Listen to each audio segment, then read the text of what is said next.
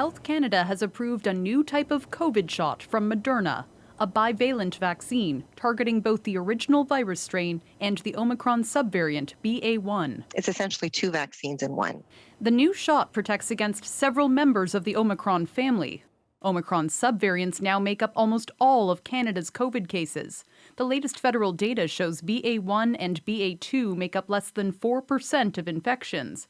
BA4 totals around 10%, while BA5 accounts for the vast majority of recent cases. While the vaccine was designed to more specifically target the Omicron BA1 subvariant, we know that this vaccine also generates a good immune response against the Omicron subvariants BA4 and BA5 that have more recently emerged. U.S. officials already approved Pfizer and Moderna vaccines targeting those newer versions of the virus, and Canada won't be far behind. We are expecting a submission as early as next week from Pfizer. We have had discussions with Moderna as well and are expecting them to also file within the next 2 weeks.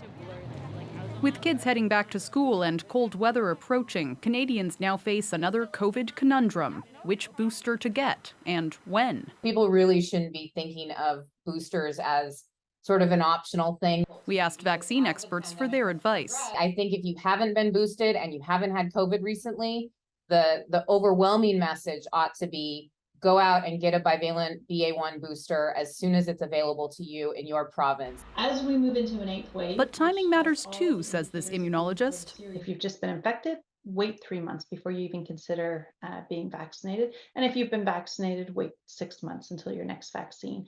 And think about those, spreading out those packets of protection to give you the most time while you're protected. Lauren, obvious questions today. Who can get it? When? Well, Canada has ordered 12 million of these new Moderna doses, and several provinces told us today that they're hoping to get shots in arms as soon as those arrive.